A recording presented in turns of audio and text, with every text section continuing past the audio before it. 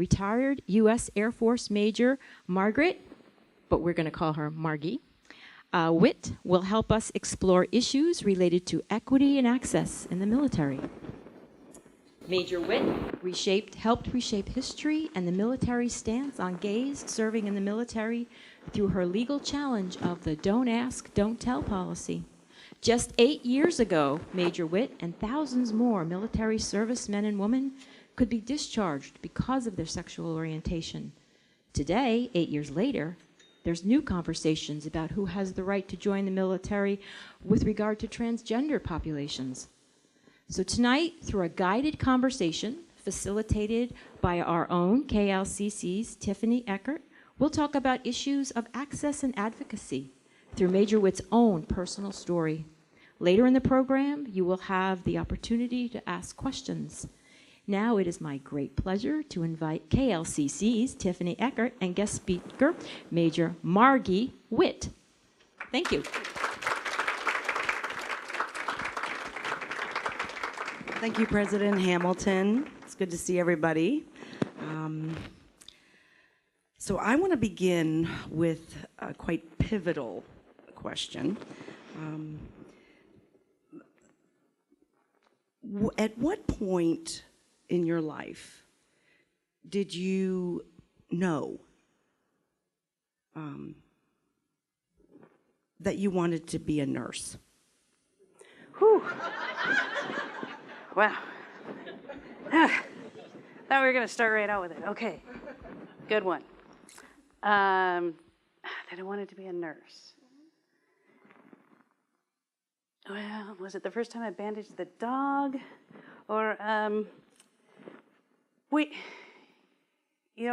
cute story. You want the flight nurse story or the nurse story? The flight nurse. So when you were with your family playing I Spy in the car. Oh yes, okay. Because I knew what a nurse was, but I didn't know what a flight nurse was. And we used to drive out around the backside of McCord. My family was they're all Pacific Lutheran University graduates, and my uncle was a professor there. And so we would go out quite often to PLU, and we would go around the backside of McCord. And I was pretty little, maybe 5 or so, maybe even younger. And the big game was to spot the big white plane with the red cross on the tail. Because occasionally the medevac crews from the Air Force would fly into McCord and stay the night there. And because they would travel across the country, I would find out later. But it was rare. But when that plane was there, it was really exciting, and my brother and sister probably didn't care. They were older. But it was a big deal to me to spot the white plane with the big red cross on the tail, and to learn that there was a job that was for flight nurse. I thought that sounded pretty cool. Right. And those planes were C9 Nightingales. Mm-hmm. Nightingales, Florence Nightingales. Yes. Cool. Little did anyone in the car know that you would end up by 30 years old having flown thousands of hours in those planes? Yeah, and in that plane, yeah. Mm-hmm. Yeah, 4 different aircraft, but thousands, yeah. You grew up in Washington State, yeah? I did. Tacoma way? Around Tacoma, University Place, and I actually lived on an island. I lived on Fox Island for quite a while. Grew up on the island, so. Yeah. Had a happy, loving family, playing I Spy and many other things. Yep, very lucky. In your youth, pretty young, junior high, it seems like, from what I read, that you saw the way young people who, your peers, who came out as gay were ostracized, sometimes hostilely, kicked out of their houses. Yeah.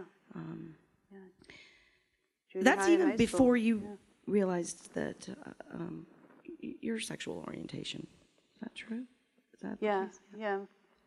So is that what made it so hard for you to come out to your family?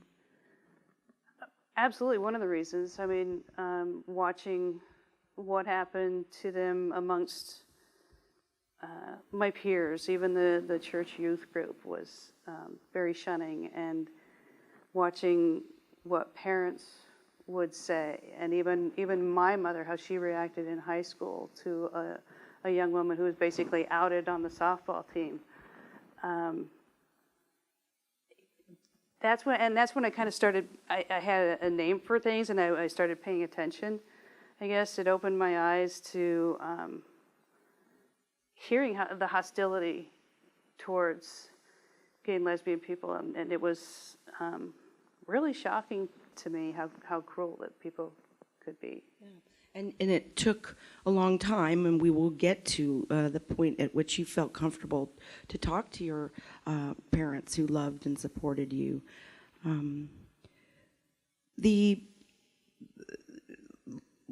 When we talk about your work, I mean, we got to move along in your life, but that was kind of a shining moment where you said, oh, I see the way society would treat me once you realized part of who you were, and that really, it had an effect.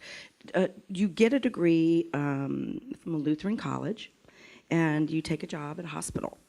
Yeah. Tacoma General Hospital. Yeah. Same hospital I was born in. Mm-hmm. Yeah. And that had some effect on you, like when you saw your future, what did you see?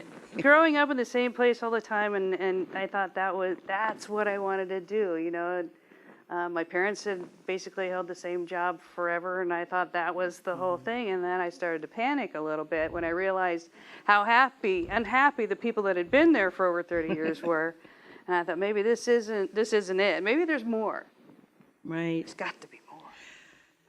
Yeah. So you're thinking more. The only way you can really do the thing that you're really into doing, becoming a flight nurse, means I better join the military. Yeah, well, I had friends that were trying to get me to join the military, even in college, and it's one of my regrets is that I didn't accept an ROTC position, because at that age in college, you think 5 years, I could never possibly owe anyone 5 years of my life, because that's a lifetime. Right. Little had I known, I really could have saved a lot of cash. But I had friends that were in ROTC, and I had one of my best friends went to West Point, and I went to her graduation. I learned more about the military, and I had a lot of respect for those women. They were amazing, intelligent, strong, really good friends of mine, and they kept saying, you could do this, and you could do the same job. And it dawned on me, I could do the same job. And to me, it would have so much more meaning to do it for my country and to serve those who are willing, possibly to make the ultimate sacrifice. It gave it that much more depth to me with that mission. So Groucho Marx once said, I would never join a club that would have me as a member, right? Something like that. You signed up knowing that the club, the military, didn't want the real self, you, as a member. Yes and no. I dated men, I dated women. I didn't want to label myself. I didn't want to be thrown under one label. Definitely, did I, question? Yeah. Did I feel that maybe I wasn't wanted in the military? I didn't really feel that way. I thought, I want to serve, and I want to be a nurse in the military. So no concerns right up front in terms of your enlisting. That wasn't but an afterthought that. It crossed my mind. It definitely crossed my mind. But I thought, I'm going to do my job, and it really shouldn't matter. Yeah, well, it did. Evidently. And and for more reasons than just that. Yeah. Had you not joined, we wouldn't be sitting here today. No, not so much. Right.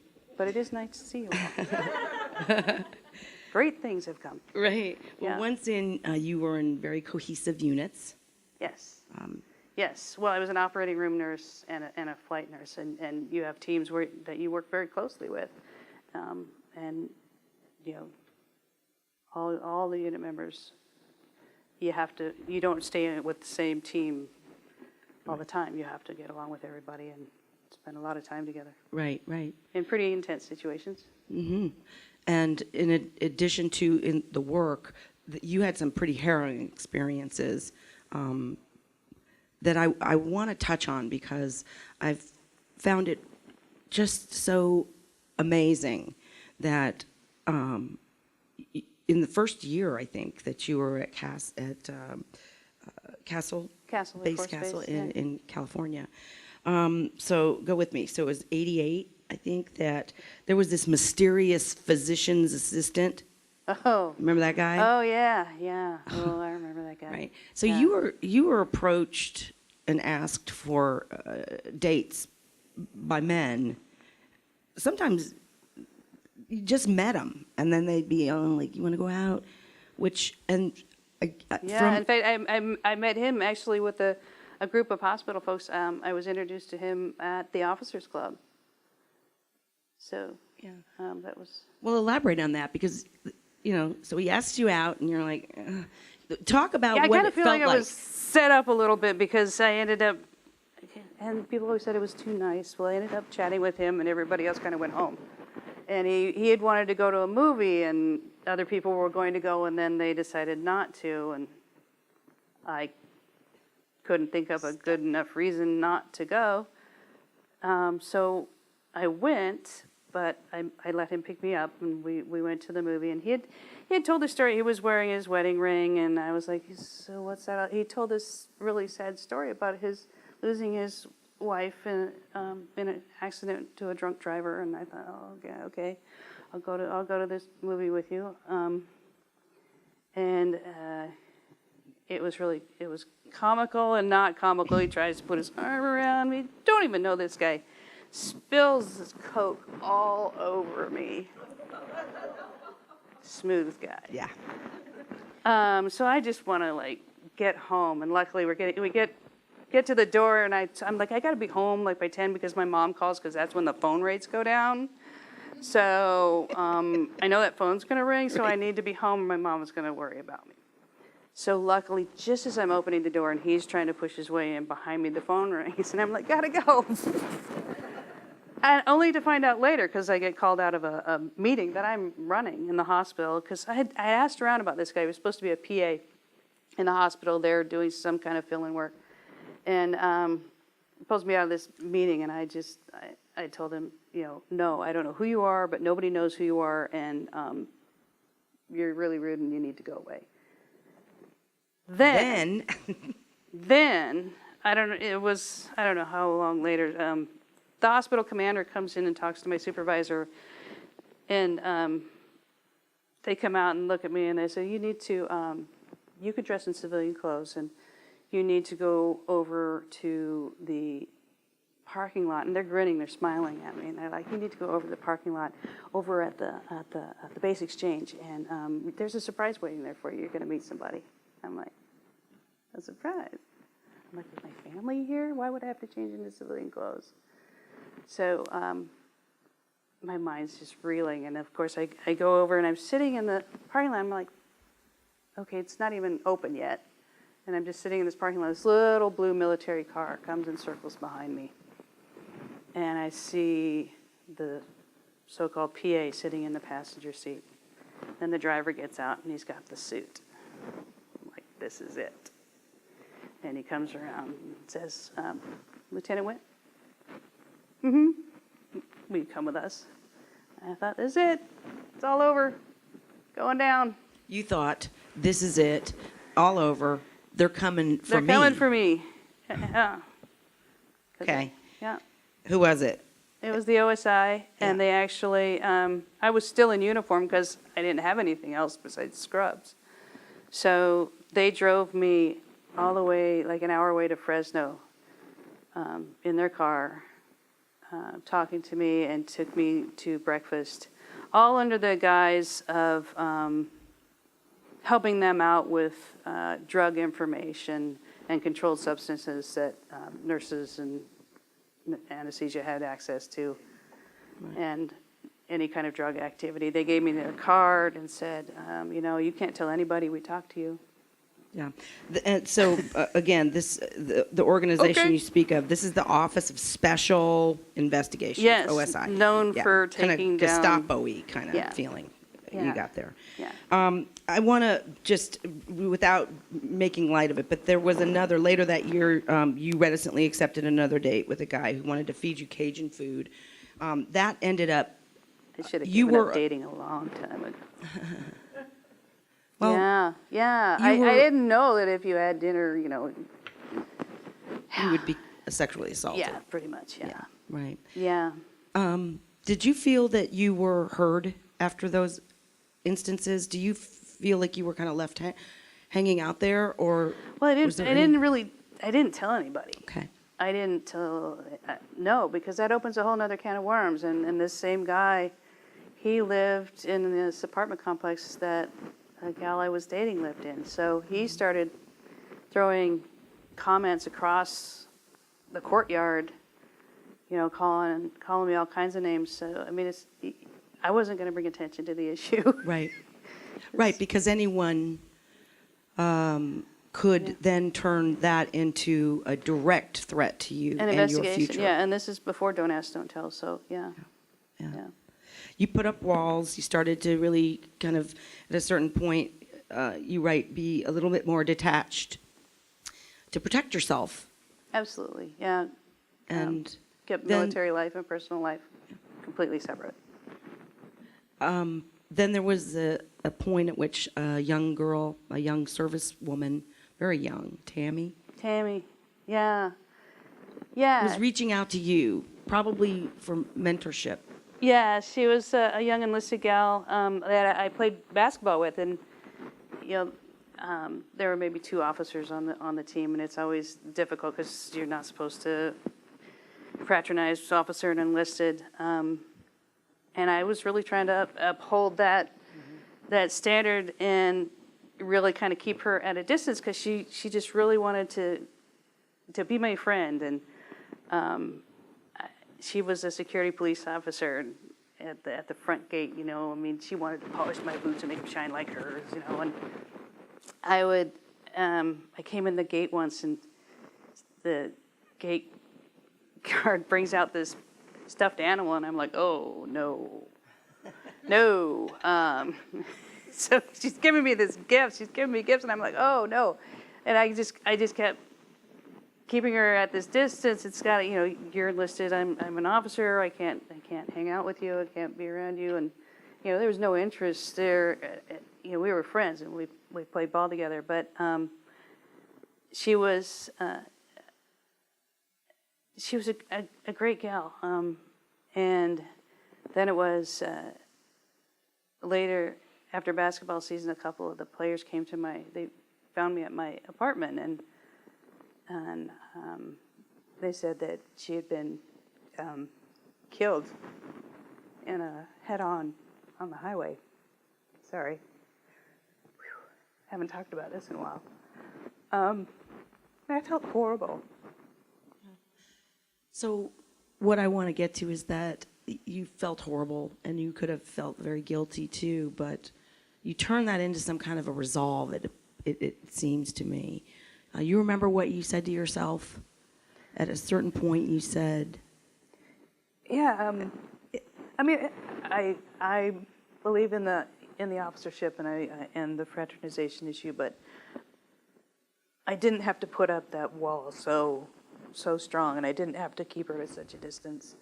And I decided I wasn't going to treat any enlisted like that ever again, even if they wanted to be friends with me. I could. Yeah. It was an eye-opening moment because. Regardless of whether you were a target and yeah, you thought they were I was coming trying to for protect you. myself. Yeah. You were a decorated frontline flight nurse. You were the poster girl for Air Force recruitment. Isn't that There's funny? your beaming Isn't that funny? face I right think on that the was brochure. part of their whole diversity program. That's the cross. Because we were all covered in those pamphlets, yeah. Cross into the blue. So, Cross into the blue. would you call yourself an overachiever, or should I just do that? No? Yeah, it may have always been a little bit of an overachiever. Maybe combined with a little ADD. I don't know. Well, you achieved love. When did you fall in love with Lori? Oh, my wife Lori is here. I had gotten off active duty and I went back to get my master's in physical therapy. And after I graduated from that, I met Lori when I worked with the physical therapy department in the school district in Spokane. I had no idea she had any interest in me whatsoever. And here we are today, 15 years later. Wow, that's great. Yeah. Being that you were moving toward, you'd left active duty, gone into reserves, and were a reservist. And then come around, 1993, everyone in the military was living under don't ask, don't tell. Yeah, as of 1993. I was still on active duty. I went to reserves about 96. So don't ask, don't tell, I'd been around. Will you describe what it is that how you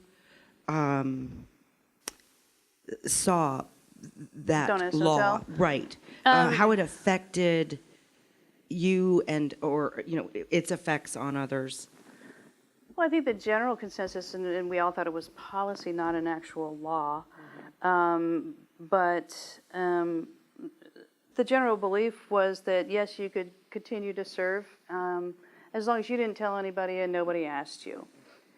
And man, did we find out that there was a whole different spin on that. The law actually meant that not only could you not tell, you could not have told anyone in your entire life, ever.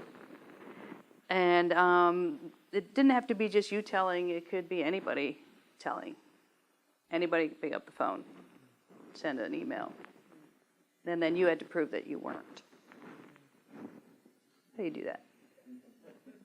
It was interesting how it happened, too, that it was, I always attributed it, I remember it happening, and it was always attributed to Clinton, Bill Clinton, president at the time, and to really look into it deeper, he had great plans to open the military to all. He really did, and a lot of that was brought about because of the great publicity for the case of Colonel Greta Kammermeyer from Washington, who had basically outed herself during a security clearance investigation to be the head of the National Guard. Yeah. But let me say, to lie about it was a crime worth. Yeah, you're she in did, prison. And it varied over the years before Don't Ask, Don't Tell. Yeah, it varied over the years, and you had your time in court before Don't Ask, Don't Tell. After Don't Ask, Don't Tell, you just signed a paper and you'd be gone in 2 weeks. But before, you had your day in court. Everybody had their day more or less at least in a military court, and it was interesting, and I just have to throw this out there because this is one of the really shocking things that I learned after I started going through the ordeal. In 2003, there was a Supreme Court case that kind of did away with all of the sodomy laws across the country. But prior to Don't Ask, Don't Tell, if you were stationed in a state and you were found to be guilty of being a homosexual, you could spend up to 5 years in Leavenworth, the military penitentiary, federal prison, and then when you got out, you would have to register as a sex offender. That was stunning to me. That is stunning. I thought, how do I tell my mom that? Right. I mean, really. And you still hadn't. Oh, no. Yeah. No. 14,000, nearly 14,000 servicemen and women. Just under Don't Ask, Don't Tell. Yeah, were and left pretty much drummed out of quietly. the military. That Oh, yeah. 2-week deal, Yeah. gone. Try to describe the day you were called in, and it was you. I mean, they told you were under investigation. Yeah, but I didn't know that going in. My commander came to the door and said, "Major Witt, can you come with me?" And I said, "Yes, ma'am." Walking down the hall, she's not saying anything. So I said, "You're kind of making me nervous. What's going on?" Well, there's an officer here. They're doing an investigation on base, and they're just asking some people some questions. And we got to the commander's conference room door. She opened the door, and she kind of nudged me through, and then she closed the door behind me. And I was standing in front of a JAG officer, Major Torum. He introduced himself, and I'm still smiling, thinking, not about me. And his first question was, so what's your relationship with so-and-so? What? Yeah, absolutely floored me. I had no idea it was coming. You get into it, and one must read the book to really get the background. This is we're tacitly going over all of this because your history is long, and this is a compelling. I'm old. Oh, no. That's what she just said. Just 2 years older than I am. But I was a brunette when this started. It's I true. was. Go back, look at the pictures. I was a brunette. Well, I earned every anyway. one of these. Do you want to speak to what it was, how it came down that someone basically told a superior A superior, yeah, an email. about your personal life? Yeah, Do you want to elaborate on that? It's quite a lengthy story. You want to elaborate in a kind of It actually was an fashion? email to the Joint Chiefs, so it came down from the top. Really? Yeah. So it's a little hard to fight that power chain. Mm-hmm. But it was an individual who took that information Yeah. to the top. Yeah. What or who compelled you to fight? Yeah, I get asked that question a lot, and well, no, because it's really made me think about it, and there's a lot more to it than just it was. I didn't have a second thought not to. I think part of it was seeing other people that had fought before me and watching them, because you're rooting for them. Yeah. You never think it's going to be you. But then when they hand you the baton, you do your best with it. But I also think that I think the military prepared me in a lot of ways to fight for what was right. And I think my parents taught me a lot about fighting for equality and fairness. And,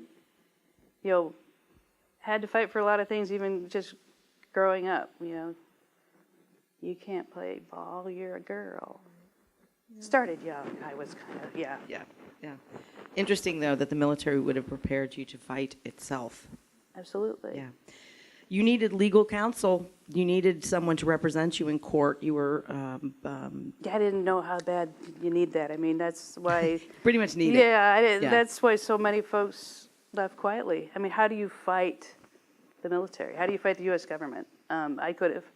This is pivotal to the whole story. This is a great story because the day that I was told I was under investigation, I went out to my car in the parking lot and got on my cell phone and called the only attorney that I knew. It was a neighbor in Spokane.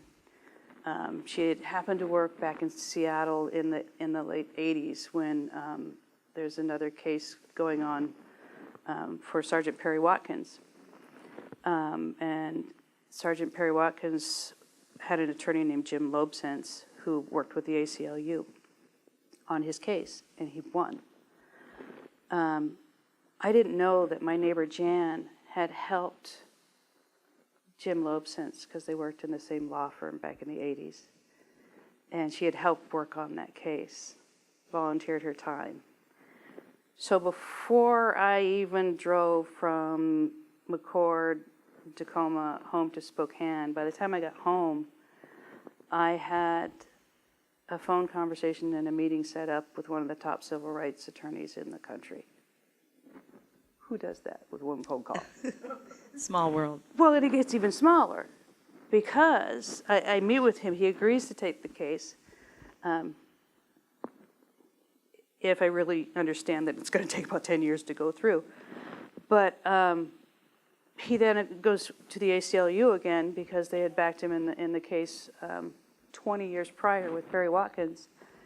That was before Don't Ask, Don't Tell, obviously. And the ACLU signed on and brought on their lead attorney was Sarah Dunn. And Sarah Dunn had gone to law school in Chicago and had a law professor named Barack Obama who covered the Perry Watkins case. So she had the president teach her how to fight. Yeah. I mean, really. Very small. Who does that? That's amazing. Who does that? I hear So ya. when Right? I was extremely fortunate. Nobody can afford to do this. It's amazing to me how it all absolutely fell into place, and they were wonderful. I was so lucky. How could I not carry that baton and just to even try to save one person's career? Yeah. You needed lawyers, and you needed to tell your parents. Oh, that, yeah. Yeah. I got the lawyers first. You got the lawyers first. I did. Right? Okay. Okay. And then? So I do procrastinate about some things. Yeah, well, it took a while for the military to figure out, to actually stop me from serving and to actually file the paperwork so that we could file a case. Until they actually said, you're going to be discharged, we could not file the case. So that took a couple of years to get that far. And so I had to make sure, because the next day we were going to file the case and there was going to be a press conference. I thought maybe they should know from me before that. So I didn't want him to hear it on the news from, one of the broadcasters I'd grown up listening to. So I had planned to have my sister meet me at their house, and I had a friend who had picked me up at the airport who was waiting in a car with a big bottle of scotch to take me away if things went bad. Just in case. Just in case. Mm-hmm. Things didn't go bad, though, did they? It was amazing, I had just so feared, mostly just disappointing them. That could be part of that overachiever thing. I never wanted to disappoint them, and I knew that this wasn't something that was really top on their list for their daughter to do. And so I think I just said, and I just went right to it. I said that they want to discharge me from the Air Force under Don't Ask, Don't Tell, or something similar to that. And my mom just kind of looked across the table like, did she just say what? And my dad looked right at me and he said, you're going to fight it, aren't you? I mean, Military that was it. man That talking was to you. it. Yeah. You're going to fight it, aren't you? Because, they're like in their 80s. I mean, I just didn't want to drop this on them, but evidently I'm completely on board. You're going to fight it. Yeah. And that was it. That was it. From then on, I had won. Yeah. I had won. I mean, I had Lori, and I had come out to my parents, and they still love me. So it was like, bring it on. Let's go. Yeah. Yeah. That must have been a weight off. Oh, that was everything. I wasn't afraid of disappointing the Air Force. Mm-mm. Once you got underway, and again, this took years. This was not something that happened quickly. It took a lot of your time, and But the effort to repeal Don't Ask, Don't Tell, and ultimately that was what it was about. It was really seeking justice as well, though. There were unexpected moments, and I loved this part, and I hope that you could remember what it felt like to have so many members of your unit come and testify on your behalf and talk about you in the ways that they did. And it was probably pretty shocking to the military attorneys. It was like being at your own funeral. Yeah. It really was. I mean,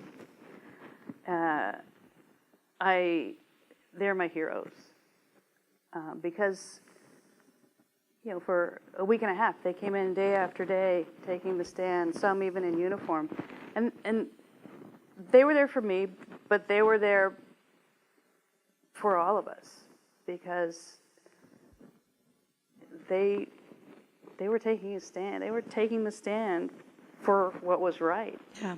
And it was pretty amazing. And somewhat of a risk, although you were in the hot seat, but they were there to speak the truth, and it ultimately meant everything to the case, did it not? Yeah, well, because this Don't unit Ask, Don't cohesion Tell thing, yeah. was their complete argument. I mean, their only argument that was because gay equals negative effect on unit cohesion and morale. And that's kind of, I mean, really? You're going to argue that one in my case? Yeah. Yeah. Because, I mean, no. Yeah. The judge heard it. Yeah. And there's so much interesting stuff about Judge Layton. Judge Layton, That's just yeah, it's a really great part in the itself. book about Judge Layton, who heard the case actually twice. First time in the local federal court in Tacoma, and then when it came back, instead of going to the Supreme Court, it came back down to his courtroom, and he was waiting for it. Yeah, the story that part of it is just so. He did a great interview for the book. Tim Yeah. did a great job with interviewing him. Yeah, Yes. it's a really cool part. Yeah. I learned way too much about the law. Never wanted to know that much. And in fact, you are now a standard. How does that feel? The Witt Standard, All my friends as the giggle at Ninth that Circuit point. panel. They laugh hard. Can you They know a quickly whole different mention? standard. Can you kind of, in The Witt layperson's Standard, terms? it basically says that because they couldn't prove that I affected unit cohesion and morale in a negative way, that's what basically won the case, because that's what they had to come back and prove. That to uphold the Witt Standard, they had to prove that over and over again for each person. Is basically how I understand it. Yeah. Beautiful. Where's my legal person? Irony. There she is. So, yeah, the Witt Standard. The Witt Standard. It is. Makes me laugh every time. You got the call after so much work and time and it basically was over the phone. You and Lori are standing outside the school, and you hear. Oh, that was the Ninth Circuit one. That was before the last one. That was the we won. That was the Ninth Circuit we won. Yeah. Very crucial. But the 2-week trial was 2 years later. 2 years a year later. Yeah. A year later, yeah. All these years and all the work and the struggle, but there was a point at which you were able to stand next to President Barack Obama as he signed the repeal of Don't Ask, Don't Tell. Yeah, Did you get the pen? I didn't get the pen. You didn't get the pen? No, I didn't get the pen, but you know what? What? I came home one day, and on my porch is this big envelope with all the return address said was the White House. And they had sent me actual copy of the bill that he signed. So I have a copy of the actual bill repealing Don't Ask, Don't Tell. Very significant. It's really cool. I know people have questions. I'm hoping that you do. I have more, but I want to include as many people as possible. I really am interested in hearing from Major Witt on your take on what do you think the climate is today, these years later, and especially given where we are with regard to the most recent attempts to ban transgenders in the military. It's just another, it's another direction. I'd be happy would to you do that. like to elaborate on that? Yeah, and then I we would can be open happy it up to to. people. First of all, my heart goes out to all the military members at this time.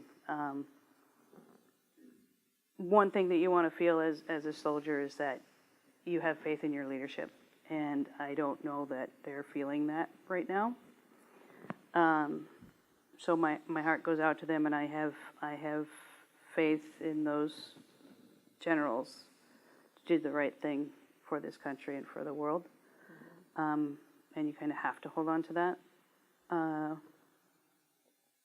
What I have a real problem with is rolling back promises, rolling back policies for those transgender troops. I mean, they are service members who happen to be transgender, and they have been there serving this country. And, you know, we had to undergo all the research and had to be okayed by a policy and go through in order for them to serve as their authentic selves and receive the same care that every other service member receives, to deserve that. So to have open service and have no effects, just like when Don't Ask, Don't Tell was repealed, there was no big tsunami that came through. To have, you know, the most important thing for the service member is to be focused on their mission and focused on their job. And the whole idea is that you have this military family where, you know your family's taken care of, and they were given that opportunity to be on that same level as their service members, to have their families taken care of, and to be recognized as a whole person and a service member. And now that they've been allowed to do that, it's like they're fish that have been put in a barrel, and now they have a label, and now we're going to take a shot at them. And it's the same thing as with Don't Ask, Don't Tell. You're fine to serve today, but oh yeah, you've got this label, and we're a little bit uncomfortable with this label, and everything that falls under this label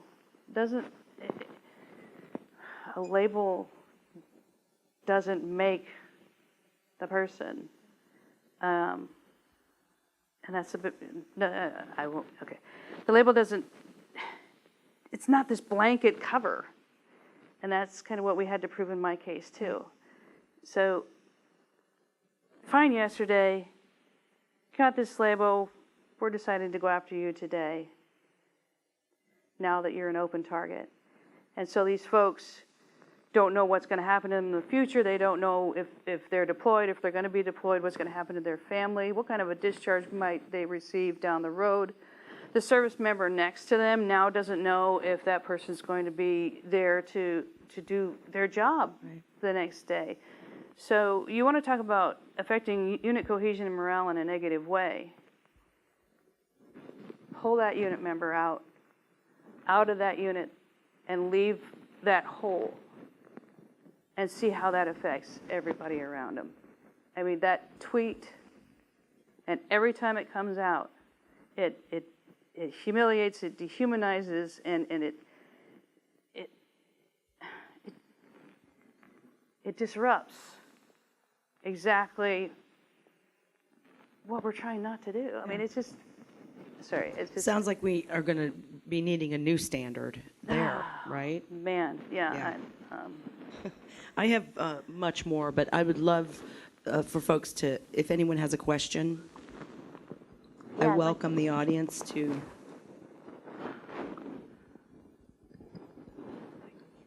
Okay. Yep. Anybody? Well, as a former military man, thank you for your service. I love the spit shine shoes that you're wearing. They look great after all these years. You still got the touch. I'd like to say, I want to call her ma'am because I'm a former non-commissioned officer. She's an officer. So please, if I call you ma'am, just accept that I'm still culturized in that. I was in the infantry, and I noticed that from 83 to 95. And I noticed that when I joined the Army that this policy of homosexuality being illegal, it was something that was really enforced more on women than it was on men, and against women than it was on men. And in my very first assignment was the 101st, and two of our 3 platoon sergeants were survivors of Hamburger Hill. And one of them was homosexual, but he was a proven warrior. Purple Hearts, Bronze, Silver Star, all of the. No one questioned, no one cared about his sexuality because he was a proven warrior. We had other homosexual soldiers in our unit, and I think it comes down to, from my experiences, could they do the job? Were they prepared to go the distance to defend the Constitution of the United States against all enemies, foreign and domestic? That's how we judged them. With this, to confirm and concur with you, what would affect morale is to extract that person. When you become a team, when you've learned to rely on one another, and when you've learned to depend on one another. I don't know if I really have a question, as I just wanted to make the comment, ma'am, that having walked that military life, having seen this battle sometimes of the homosexuality being illegal, I can say that it was definitely enforced rigorously against women, more so than it ever was against men. And when I was at Fort Sam Houston, I had several soldiers who had AIDS, and they would tell me, Sergeant Molina, you got to be careful. The military is developing a policy. You can't touch them. If you touch them, you're going to get AIDS. So you got to be very, very careful. And as a leader, you didn't know what to do. And so there's a lot of compelling messaging, confusing messaging around these issues. I can tell just by looking at you and listening to you, you're a leader. And military service is about leadership. And military service is about, will you stay your foxhole, so to speak, metaphorically? If you're required, will you stand your post? Our first general order, I will guard everything within the limits of my post and quit my post only when properly relieved. And there's no pre-qualifying factor on sex or any of those other things. Do you have the tenacity to stand your post? I just wanted to say all those things to concur. I don't know if I had a question as much as I wanted to say in front of those here that may have never served in the military, that I know from my experiences that it was significantly harder on women. It was significantly more challenging for them to have a sense of fair opportunity and or a sense of fair play. And I was in an admin unit at Fort Lewis, and my female company commander was a homosexual, if that's the right term. I'm afraid I don't even know what to say. Me too, I can't keep up these days. But go ahead. She was a great leader, and nobody cared because she was a great leader, because she did her job. And so I know that if someone went to the Joint Chiefs of Staff to out you, so to speak, I know that it was very personal. It was meant to cause you damage, and it was meant to cause you harm and to ruin your career. So I just like to apologize to you for whoever did that, instead of judging you by your skills and your qualifications and your capacities, because it's very obvious that you were more than qualified to be an officer in the military and to fulfill any assignment that you have. I don't have a question. I just wanted to say that. Thank you, sir. Thank you so much, and thank you for your service. My father was an infantryman in World War II. So thank you. Yeah, first off, thank you very much again for your service, ma'am. My question is in regards to the current climate, and what I'm wondering are your thoughts on, with the repeal of DAT, Don't Ask, Don't Tell, did that have any influence on allowing women into combat positions, and what we're seeing now with an opening of certain jobs with the military? That's a good question. I don't know that I can really formally answer how much it had to do with it. I think it definitely probably opened the discussion. I know we have a lot of good officers working in different committees and Colonel Kammermeyer was actually working with one of the organizations in D.C. for open service for women. So that part I know we had a link to. But I think it was the climate and the conversation was able to happen. And I think that we had, at the time, leadership willing to take a look at it and make decisions.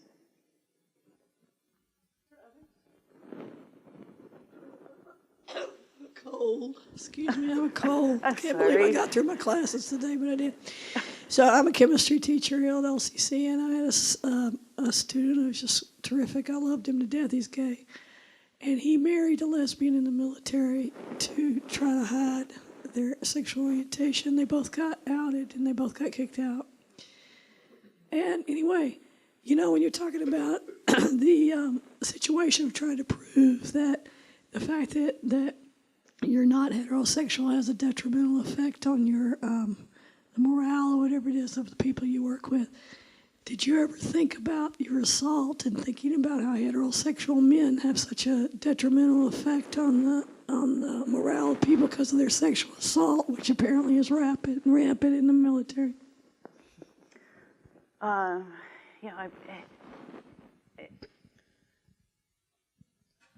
thought about a lot of ironic situations. I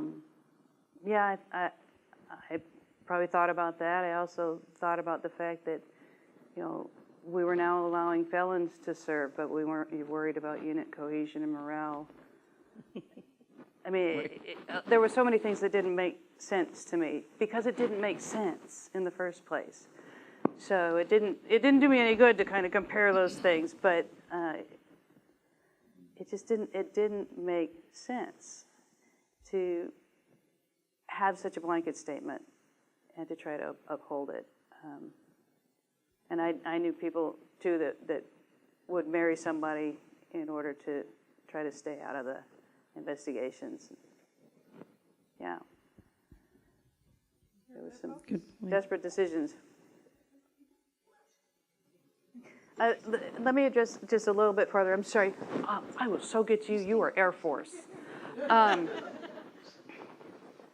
The sexual assault issue. One thing when we, because it was before Don't Ask, Tell, during Don't Ask, Don't Tell, you're so into that protective mode, and you just accept that you're living in that secret world.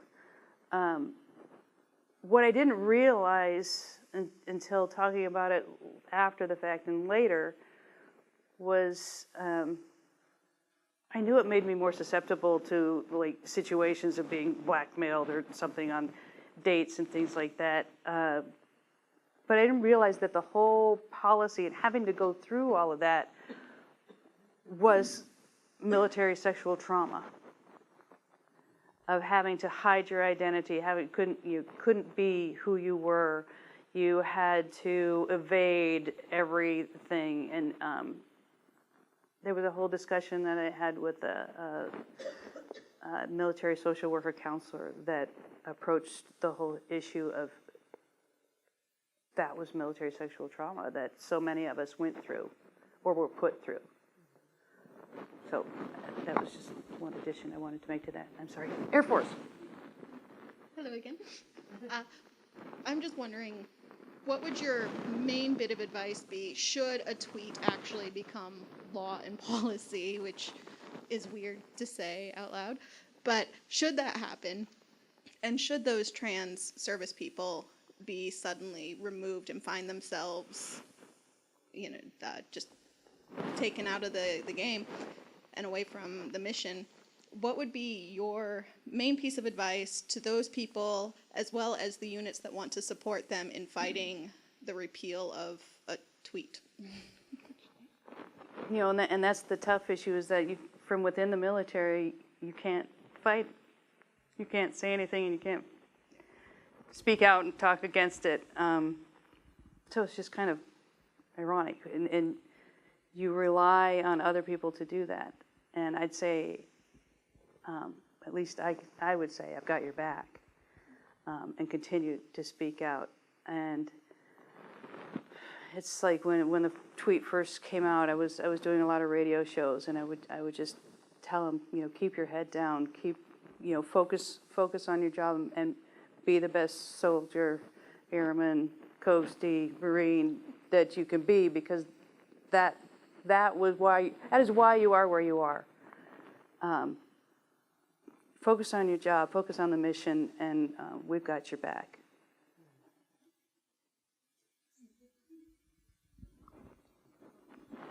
One more question, anyone? I have a question.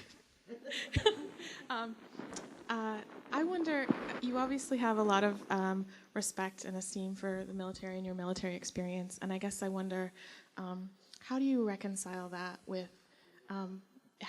going through an experience where where the military really carried out an injustice against you? Excellent question.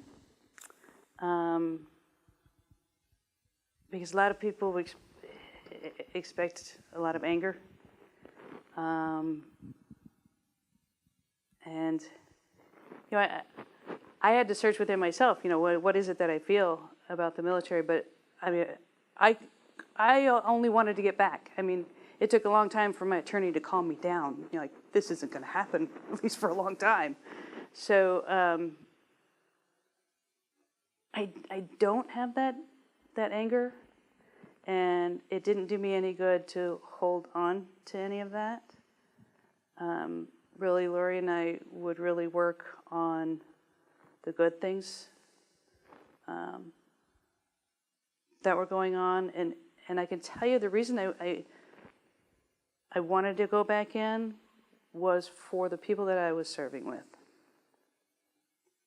This is the part that gets me every time, because somebody always asks. So, I could have my feelings towards the establishment or the faulty law,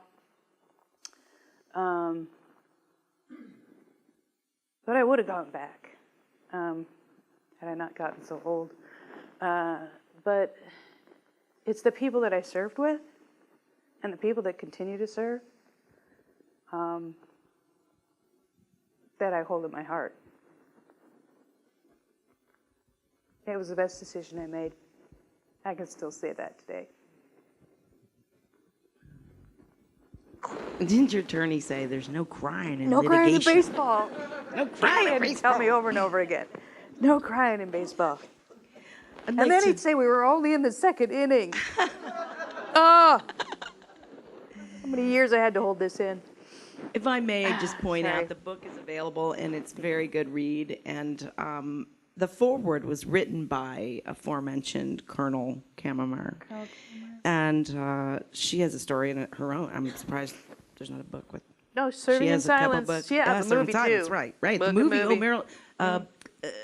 Who played Glenn her? Close. Glenn Close. That's right. But in the foreword that the Colonel wrote for this book, I did not know this, and I just wanted to point this out, maybe as our little closer here. So homosexuality, as she writes, has always been considered compatible with military service, despite the fact that a known homosexual is the creator of American military organization, discipline, training, supply organization. This General Friedrich von Steuben organized the Continental Army effectively enough to win the Revolutionary War. And created Okay. the uniform. So, the uniform too. But I mean, at the end of the day, I found that just quite striking. That really, the United States, we could all be speaking quite differently and not be, right, who the United States of America owes it to a gay man. So, I found that, right in the Always first been page there. of your book, bam. I thank you so much There's for more taking to us the than time. a label. Yeah, right. Thank you. Do you have a hero that you want to go out on? Who's your hero? Military's big on heroes, right? Yeah, well, I was Who's going to say yours? Lori. I would. Okay, I would. I would. Yeah. It's a long ride back to Tacoma. You can name more than one. It was Lincoln when you were little, so you're Honestly, gonna like the when bar I is was high. little, you know, because it was that whole slavery thing was so unfair. But I've learned more about that now. Right. You know, my hero was Greta Kammermeyer, and she was a mentor to me just by her example in her poise and her leadership. And she's Norwegian too, and she's a nurse too. Mm-hmm. She's from Washington too. I followed that story really closely, and I admired the way that she handled herself and her honesty. Mm-hmm. She came before you. Oh yeah. And Oh you man. And when she called me. Did she call me or did I call her? I think she called me, and she's tall. She's like over 6 feet tall, but I mean that comes through on the phone. Because she should have been a general. Because I mean, when I heard it was her on the other end of the phone, I stood at attention in the room. So yeah, she's my hero. Excellent. Hope she knew that. She knows now. Good. Again, thank you very much for being here, and to those of you who came. I think this was Thank you fun very and- much for coming, and thanks for having me here. Thank you. Thank you, Tiffany. Yeah.